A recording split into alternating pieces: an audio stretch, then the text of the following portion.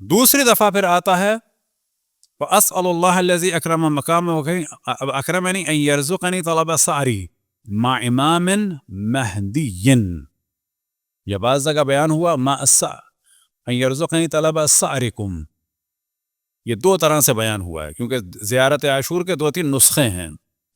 اب یہاں پر جو ایک بہت ہی ڈیلیکیٹ سا ڈسکشن آتا ہے کہ اگر اس کو کہا جائے صعرکم، پہلے میں ہے صعر کا کہ آپ کے خون کا انتقام، صعرکم ہو جائے گا آپ سب کے خون. کس کے ساتھ لوں میں؟ امام مہدی، و امام منصور ہے یا بے امام مہدی ہے، اور بعض جگہ امام ہدا. اب یہ خدا کو بھی جو ہے وہ ایک یہ کہا جا سکتا ہے امام خدا، ایک یہ بعض جگہ کہتے ہیں کہ اس کو تمیز کے طور پہ لایا جائے اور کہا جائے امام جو خود ہدایت ہیں، ہدایت کے امام نہیں ہیں، خود ہدایت ہیں. یہ جو روایت ہے بڑی مشہور، ان الحسین مصباح الہدا، اسے بھی بعض علماء دوسری طریقے سے پڑھتے ہیں. ایک اس طریقے سے پڑھتے ہیں کہ حسین ہدایت کا چراغ ہیں، ایک پڑھتے ہیں ان الحسین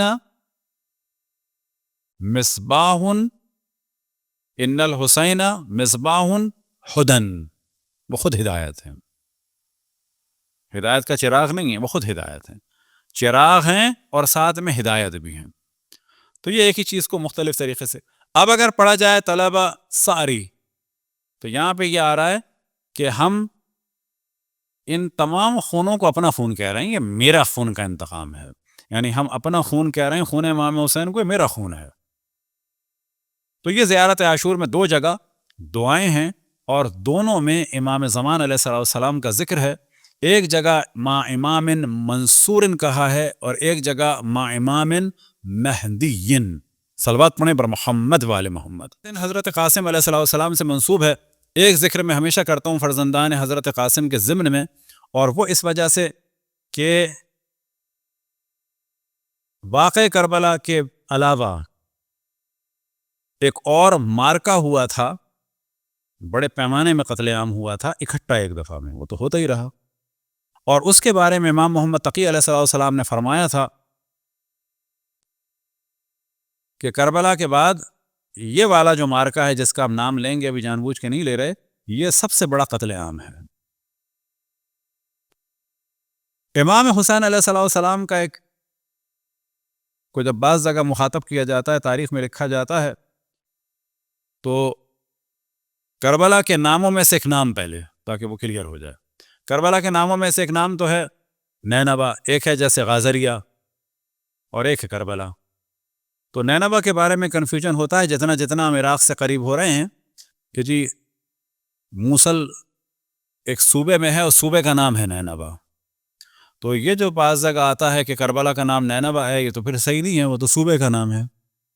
تو کہا جائے گا صوبے کا نام بھی ہے نینوا اور کربلا کا نام بھی ہے نینوا. اور جو کینیڈا میں اس کی مثال دی جا سکتی ہے کہ لنڈن آپ سے 6000 میل بھی دور ہے، شاید 5000 اور 200 میل بھی دور ہے. غلط ہے صحیح ہے؟ وہ لندن الگ ہے، یہ لندن الگ ہے. جس طرح اس لندن میں اور اس لندن میں فرق ہے، جس طرح اس حیدرآباد میں اس حیدرآباد میں فرق ہے، جس طرح سے کراچی کے محمود آباد میں اور انڈیا کے محمود آباد میں فرق ہے، بالکل ایسے ہی جو ہے وہ نینوا الگ ہے اور کربلا کے ناموں میں سے ایک نینوا جو ہے وہ الگ ہے. کربلا کے ناموں میں سے ایک نام ہے طف، اور امام حسین کو بعض جگہ کہا جاتا ہے، بعض کتابیں بھی ہے حسین ابن علی شہید الطف. طف یعنی توئے فے. یہ ہم بار بار اس کا جو ذکر کر رہے ہیں، یہ طف کام میں آئے گا کیونکہ اسی طف سے روایت سمجھ میں آئے گی. اگر کل زندگی رہی تو میں ہمیشہ کچھ مصرے ضرور پڑھتا ہوں، کوشش کرتا ہوں مولانا حسن امداد صاحب کے حجبر دشت نینوا. ہم اتنے کوئی اپنے قبلہ انیس صاحب کی طرح کوئی ذوق شعری نہیں رکھتے اتنا، لیکن وہ جو تھوڑی بہت معلومات ہے اس میں ہمیں یہ لگتا ہے کہ شاید حجبر دشت نینوا حضرت عباس علیہ السلام کی جو شان میں کلام ہے، ہمیں نہیں معلوم شاید اس سے بہتر کوئی ہو. اور وجہ یہ ہے کہ وہ اور کافی لوگوں سے بات ہوئی کہتے ہیں ہمیں بھی ابھی تک سمجھ میں نہیں آیا ہے.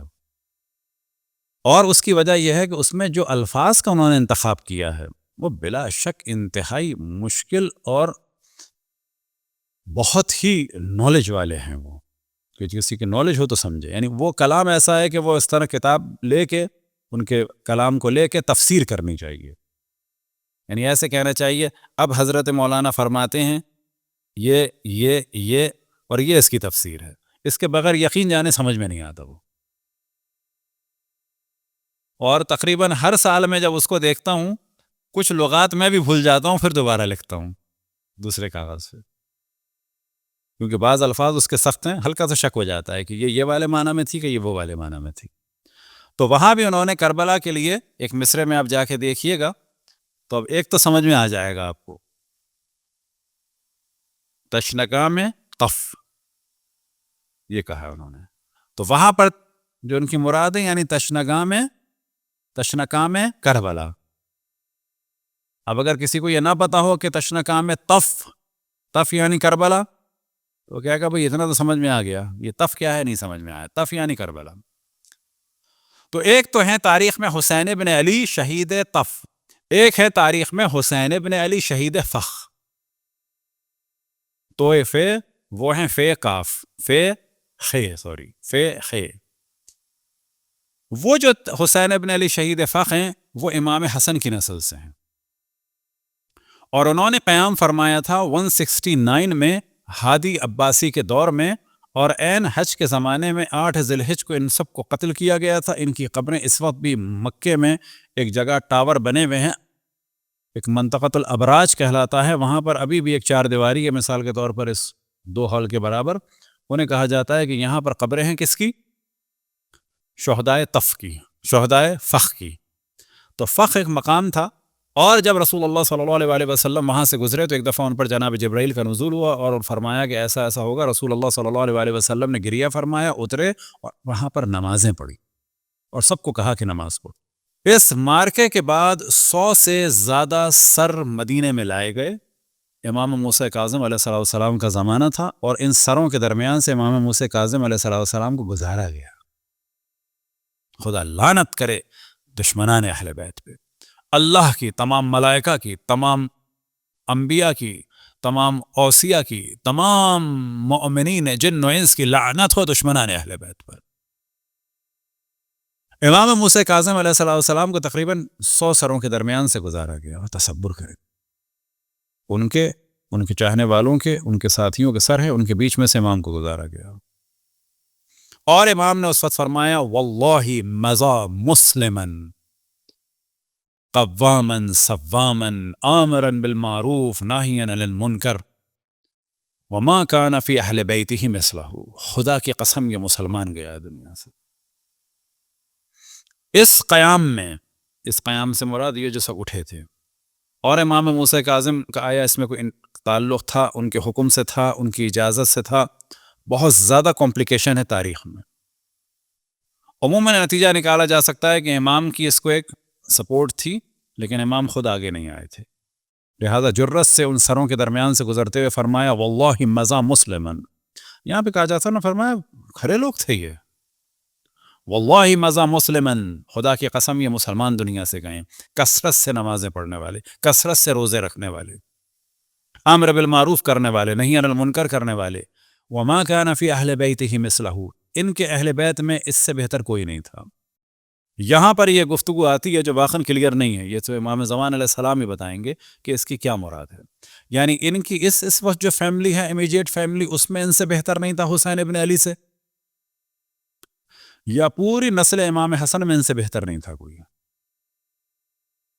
اب یہ جو ہیں حسین ابن علی، یہ ہیں حسین ابن علی، یعنی کربلا میں جو شہید ہوئے کون ہیں؟ امام حسین ابن علی ابن ابی طالب شہید الطف. یہ جو ہیں یہ ہیں حسین ابن علی ابن حسن ابن حسن ابن حسن ابن علی ابن علی ابی طالب. یعنی تیزی سے کہا جائے تو کہا جائے گا حسین ابن علی بن حسن بن حسن بن حسن بن علی. یعنی امام حسن مجتبیٰ کے فرزند تھے حسن مثنیٰ. حسن مثنیٰ کے صاحبزادے تھے حسن مثلث. جس طرح سے عربی میں اکبر اور اصغر ہے، وہاں ہم ترجمہ کریں گے بڑے اکبر اور چھوٹے اکبر، ان کے لیے ترجمہ کیا جائے گا حسن مثنیٰ حسن مثلث، تو کہا جائے گا مثال کے طور پر وہ جونیئر سینئر والا نہیں ہوگا ترجمہ، وہ اکبر اصغر میں ہوگا. یہاں پہ ہو جائے گا جیسے کہ فرسٹ، سیکنڈ اور تھرڈ. یہ عام رواج ہے. مثال کے طور پر برٹشر میں عام ہے، مثال کے طور پر کہتے ہیں کہ ایڈورڈ سیونتھ، ایڈورڈ ایٹھ، تو یہ سابقہ بھی تھا، عربی میں بھی ہے. پہلے حسن امام حسن، دوسرے حسن، حسن the second Hasan مثنیٰ، Hasan the third حسن مثلث. تو یہ تھے حسین ابن علی ابن حسن ابن حسن ابن حسن. امام محمد تقی علیہ السلام نے ان کے بارے میں فرمایا کہ جس کی وجہ سے ہم بار بار فخ اور تف کو فوکس کر رہے تھے تاکہ وہ روایت سمجھ میں آئے.